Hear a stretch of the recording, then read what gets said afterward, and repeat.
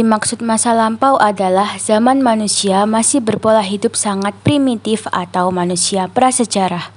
Dan terdapat sejarah bahwa manusia prasejarah juga sudah mengenal Tuhan dan sistem penyembahan. Peradaban manusia masih sangat sederhana dan amat lamban mengalami perubahan. Manusia pada zaman itu memahami Tuhan dalam bentuk kepercayaan. Contohnya, 1.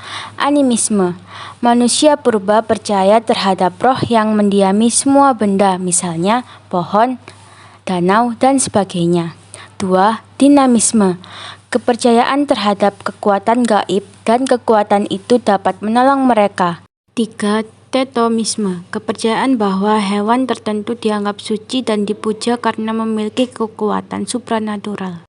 Temuan para arkeolog dan antropolog membuktikan bahwa manusia semenjak dahulu kala sudah mengenal Tuhan dan tata cara penyembahannya, termasuk menemukan konsep berterima kasih kepadanya dan mencegah agar Tuhannya tidak murka kepadanya. Upacara ritual keagamaan dengan menghadirkan simbol Tuhan yang dilukiskan dengan bentuk patung dan lukisan merupakan bukti ketertarikan antara manusia dan Tuhan. Nah, sedangkan untuk masyarakat modern sendiri, untuk saat ini, manusia banyak mengubah arah hidupnya yang semula menjadi orang yang taat beragama, menjadi orang yang meninggalkan agama. Bukan meninggalkan, lebih ke seperti mereka tetap beragama, mereka tetap mempercayai Tuhan, tetapi mereka masih sering meninggalkan kewajiban-kewajiban dari agama tersebut atau kewajiban yang diberikan oleh Tuhan mereka.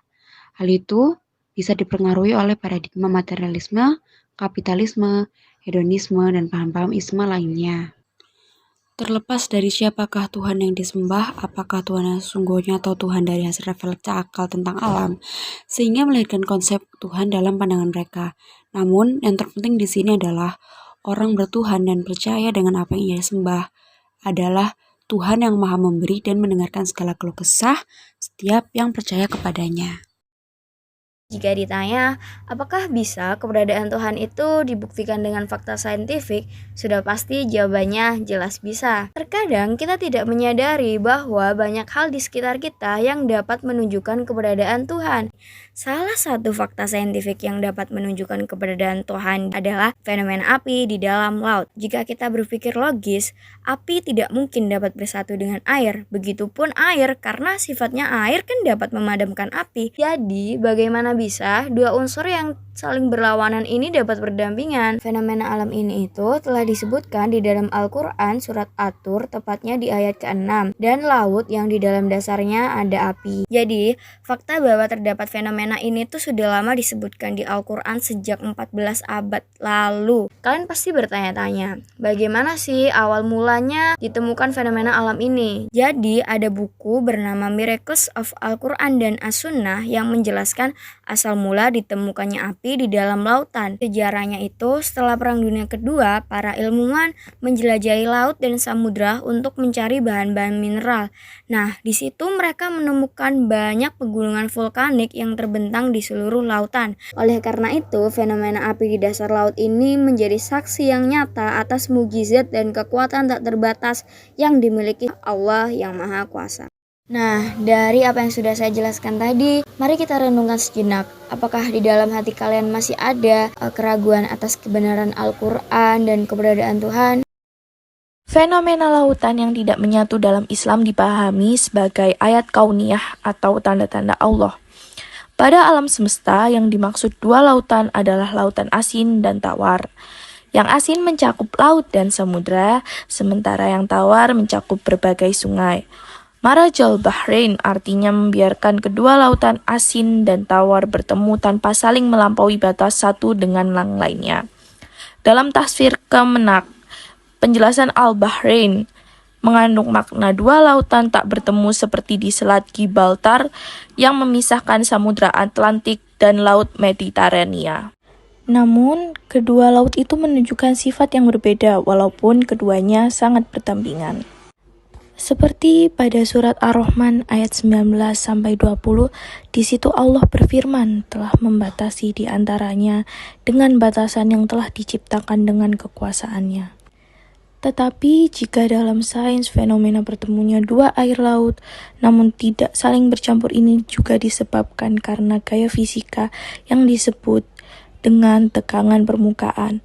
Para ahli kelautan juga menemukan bahwa air dari laut yang bersebelahan memiliki perbedaan massa jenis.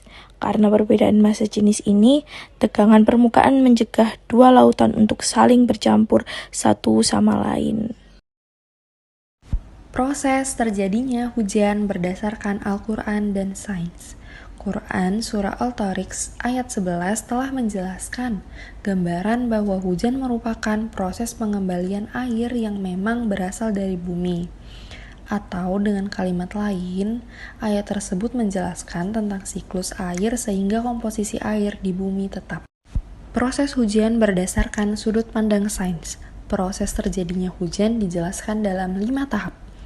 Tahap pertama, saat matahari menyinari permukaan bumi yang berupa air. Saat mendapat cahaya, matahari molekul-molekul air akan bergerak.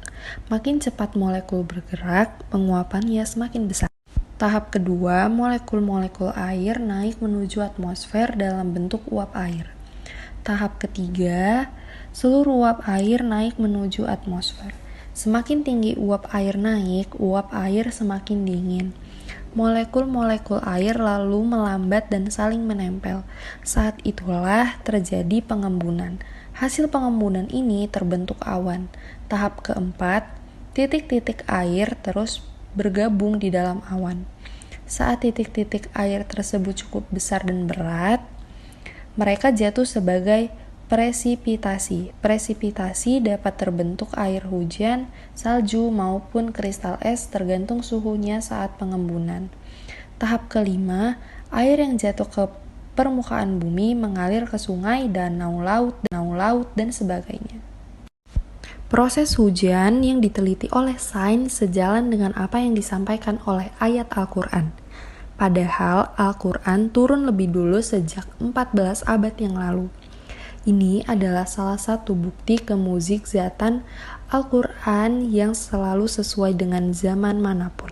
Air hujan juga memberikan pelajaran kepada manusia bagaimana makhluk-makhluk Allah bisa memberikan manfaat yang besar untuk bumi dan seisinya. Air hujan yang turun menumbuhkan tumbuhan-tumbuhan, sehingga manusia bisa memakan buah-buahan yang dihasilkan dari tumbuhan-tumbuhan tersebut. Jika manusia pergi keluar angkasa, belum tentu manusia bisa menanam tanaman, belum tentu ada air hujan yang bisa menyirami. Allah sangat baik kepada manusia, telah menempatkannya di tempat yang tepat, yaitu bumi. Hujan dapat diartikan sebagai pembawa berkah. Begitu menakjubkan penciptaan hujan sehingga banyak kemudahan bagi manusia saat Allah memberi rezeki berupa hujan. Tetapi manusia seringkali lupa bahwa hidupnya akan sulit tanpa Allah menurunkan hujan.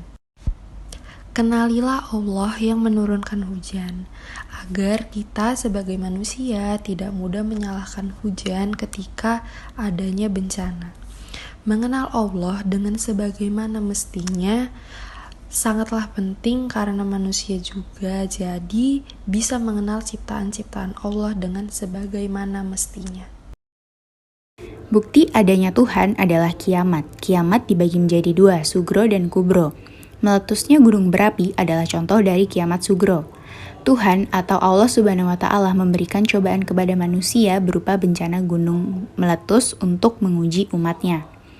Contoh gunung meletus yang letusannya sangat dahsyat adalah letusan supervulkano Toba. Letusan dari supervulkano Toba hampir membuat umat manusia punah. Gunung ini juga meletus sebanyak 4 kali dalam 1 juta tahun. Erupsinya membuat abu melayang di angkasa hingga matahari tertutupi oleh abu erupsi.